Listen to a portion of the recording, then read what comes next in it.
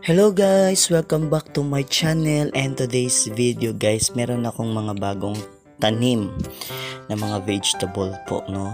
So ipapakita ko po sa inyo, yan po yung tinanim natin na kamoteng bageng last week. Ayan po, oh, mayroong tubo na po sila. So ang bilis lang po, 'di ba? Katulad ng sinabi ko po sa inyo last vlog, mabilis lang po sila.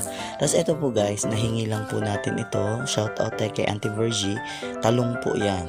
So ililipat pa po natin yan sa mas malaking lalagyan po. So yan, nagdagdag tayo ng talong at ipapakita ko po sa inyo last din po na vlog ko ay meron din po tayong itinanim na buto ng sitaw at ayan na nga po, sumisibol na po sila.